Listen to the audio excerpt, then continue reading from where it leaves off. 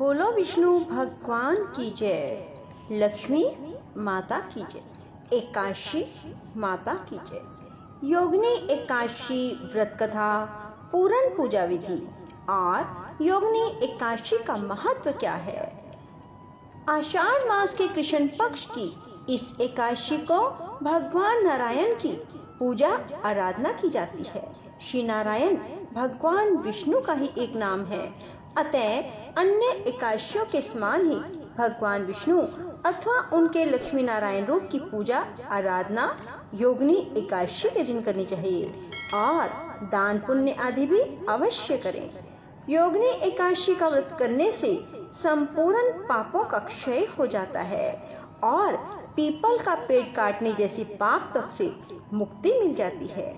किसी के दिए हुए शाप तक का निवारण हो जाता है यदि कोई योगिनी एकादशी का व्रत करता है। योगिनी एकादशी का व्रत करने से इस लोक में सभी सुखों को भोग कर अंत में मनुष्य को मोक्ष की प्राप्ति होती है, ऐसा शास्त्रों में वर्णित है। धर्मराज युधिष्ठिर ने भगवान श्री कृष्ण से कहा, हे माधव, अब आप कृपा करके मुझे आषाढ़ मास के कृष्ण पक्ष की एकादशी के महात्म विधि विधान के बारे में बताइए। भक्तवत्सल भगवान श्री कृष्ण बोले, हे राजन, आषाढ़ मास के कृष्ण पक्ष की एकादशी का नाम योगिनी एकादशी है। समस्त पापों का क्षय करने वाला और इस लोक में सभी सुख और अंत में मोक्षदायक है योगिनी एकादशी का व्रत। योगिनी एकादशी का व्रत करने से देवताओं के दिए गए श्राप तक से मुक्ति प्राप्त हो जाती है। पुराणों में वर्णित एक कथा के अनुसार स्वर्ग लोक में इंद्र की अलकापुरी नामक अत्यंत भव्य और रमणीय नगरी है।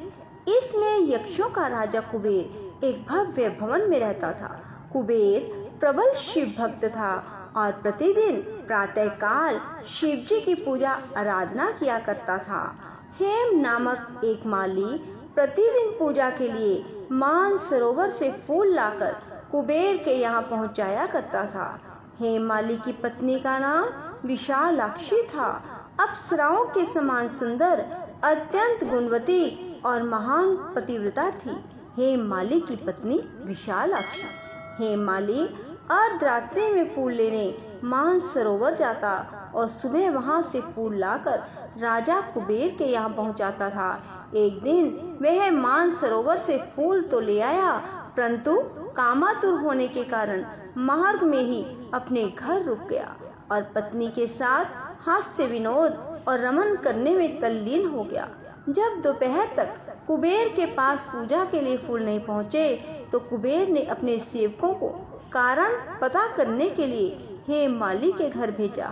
सेवकों ने राजा कुबेर को आकर बताया कि वह पापी तो काम के वशीभूत होकर अपनी स्त्री से हास्य विनोद और रमन करने में लगा था।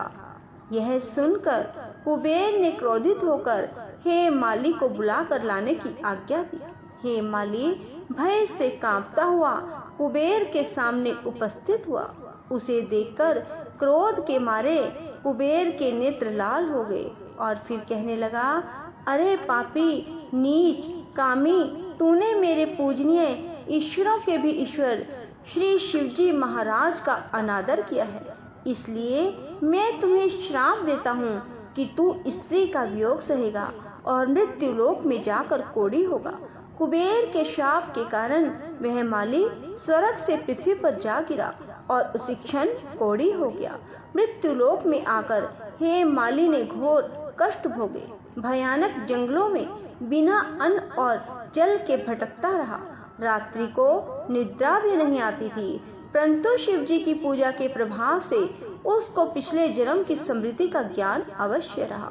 घूमते घूमते एक दिन वह मार्कंडे ऋषि के आश्रम में पहुंचा। हेम माली वहां जाकर उनके चरणों में गिर पड़ा। उसको देखकर मार्कंडे ऋषि बोले, तुमने कौन से ऐसे पाप किए हैं जिससे तू कोढ़ी होकर महान दुख भोग रहा है। हेम माली बोला, हे मुनि, कुबेर का सेवक हूँ। मैं राजा की पूजा के लिए प्रतिदिन पुष्प लाया करता था। एक दिन अपनी स्त्री के साथ विहार करते करते देर हो गई और दोपहर तक पुष्प लेकर ना पहुंचा तो उन्होंने मुझको श्राप दिया कि तू अपनी स्त्री का वियोग सहते हुए मृत्यु लोक में जाकर कोढ़ी बनकर दुख भोगेगा। इससे मैं कोढ़ी हो गया और महान कष्टों को भोग रहा हूँ। आप कोई ऐसा उपाय बताइए जिससे मेरी मुक्ति हो। हे मालिक, यह व्यथा सुनकर ऋषि बोले, तूने मेरे सन्मुख सत्य वचन कहे हैं, इसलिए मैं तेरे उद्धार के लिए एक व्रत बताता हूँ। यदि तू आषाढ़ मास के कृष्ण पक्ष की योगिनी नामक एकादशी का विधि पूर्वक व्रत करेगा तो तेरे समस्त पाप नष्ट हो जाएंगे। इस पर हे माली बहुत प्रसन्न हुआ और मुनि के वचनों के अनुसार योगिनी एकादशी का विधि पूर्वक व्रत किया, जिसके प्रभाव से वह फिर अपने पुराने रूप में आ गया और अलकापुरी पहुंचकर अपनी स्त्री के साथ आनंद पूर्वक रहने लगा।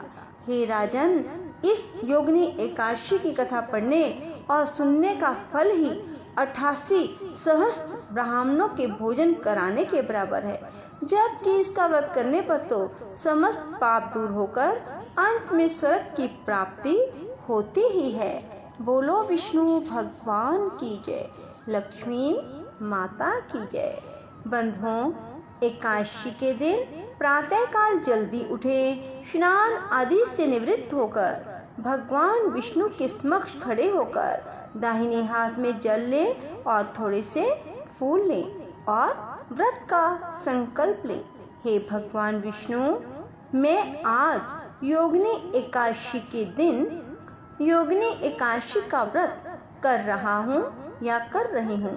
मेरे व्रत को निर्विघ्न पूर्ण संपन्न करवाना।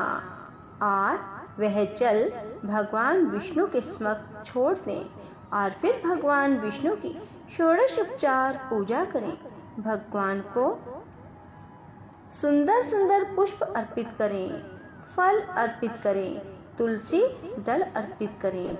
भगवान के सम्मुख योगिनी एकादशी व्रत कथा पढ़ें या फिर सुने, फिर आरती करें, भगवान को फलों का भोग लगाएं। बंधुओं, सारा दिन भगवान विष्णु के नाम जाप में बिताएं। भगवान विष्णु की कथा श्रवण करें, गजेंद्र मोक्ष सुने, गर्भ गीता सुने। बंधुओं, इस दिन आप फलाहारी रहें। यदि नमक ग्रहण करना चाहते हो तो कर लें, यदि नहीं रहा जाता तो फिर आप सेंधा नमक का ही प्रयोग करें। रात्रि में भगवान विष्णु के समक्ष शुद्ध देसी घी का दीपक जलाएं और सारी रात भजन कीर्तन में बिताएं। अगले दिन प्रातःकाल स्नान आदि से निवृत्त होकर भगवान विष्णु की षोडशोपचार पूजा करें और फिर किसी ब्राह्मण को भोजन कराने के बाद स्वयं व्रत का पारण करें। बंधुओं, यदि आप इस प्रकार से योगिनी एकादशी का व्रत करेंगे तो आपको पूर्ण फल की प्राप्ति होगी। बंधुओं, एकादशी के दिन भूल कर भी बाल आदि ना कटवाएं और ना ही सिर धोएं, मूछ आदि भी ना कटवाएं। बंधुओं, इस दिन मदिरा पान भूलकर भी ना करें।